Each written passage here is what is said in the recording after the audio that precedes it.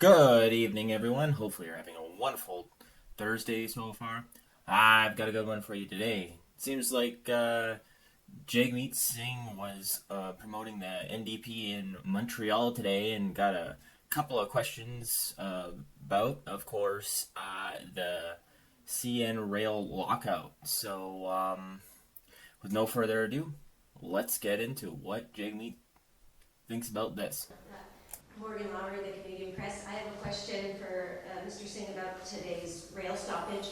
You said earlier on the picket line that you would vote against any Liberal back-to-work legislation, even if it's a confidence vote. So my question is, if it comes to that, if you do end up voting against the Liberals in a confidence vote, would that break your supply and confidence agreement with that party? Well, we made it very clear that we would always oppose back-to-work legislation. I made that very clear to Justin Trudeau. I looked him right in the eyes and said, we will never support any back-to-work legislation. Never count on us. You'll have to go to Conservatives, who are the enemy of working people. You can go to yourself, because we know that Liberals have sold out working people again and again with back-to-work legislation, forcing them back to work, undermining their rights. So if that's the path the Liberals want to go, we're going to fight them every step of the way. We made it very clear. I said, whether it's confidence or not, I don't care. We're going to vote against any measure that attacks working people. Back to work, binding arbitration, we'll be voting against it. We'll be fighting it every step of the way. I made that abundantly clear to Justin Trudeau, and I make that clear again today. But are you willing to break this unconfidence agreement? Well, if it's a confidence vote, that's breaking the agreement. We always have the right to withdraw our support from the agreement that we have. That remains our position. We can always pull away. We can always break it. But I'll make it very clear. If Justin Trudeau brings in any measure that attacks workers' rights, we will vote against it. Confidence or not, agreement or not, we will vote against it, and we will stand up for working people. And time again, he's backtracked on those words. Or you've gotten a half-assed legislation, kind of like the dental care legislation that went through, that only like dentist offices can choose to opt in or not opt in, and the pharmacare that only covers one type of diabetic medication, or only covers, well, not only covers, but covers Planned Parenthood. So, or not Planned Parenthood, that's the thing in the States. Family planning medication. So, is it going to be something like that where it's sort of, okay, well, they'll have to go back to work for 4 days a week, but then they can pick it for one, or something like that. I don't know. But it seems like this is a little bit more weird because it is a lock. The workers are locked out right now. They weren't picketing at that time, so I guess the government would have to work with the employers, I guess. I'm not quite sure how that would work. A back to work order. Daily Louis Global News.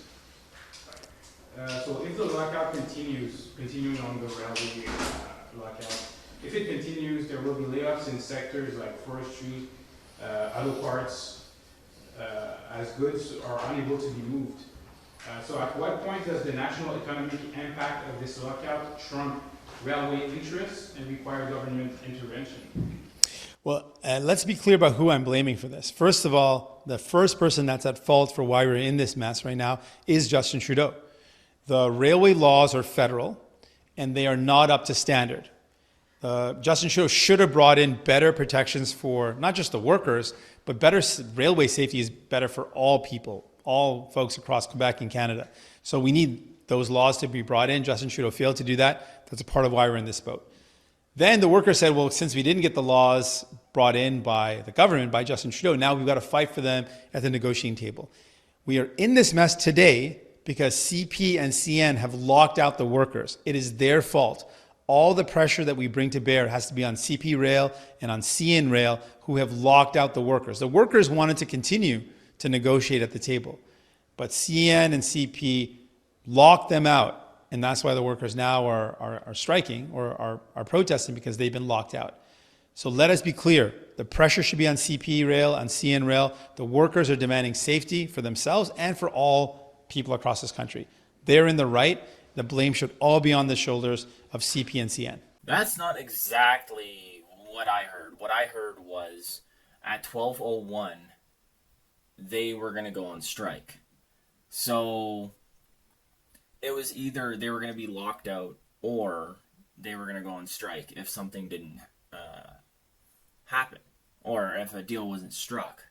So I am going to give Jagmeet Singh a rare hat tip in showing that this is a lot of Trudeau's fault, because yes, the laws are federal, and if the safety laws are that bad, which I heard that our laws, safety laws haven't been updated for quite a while, then yes.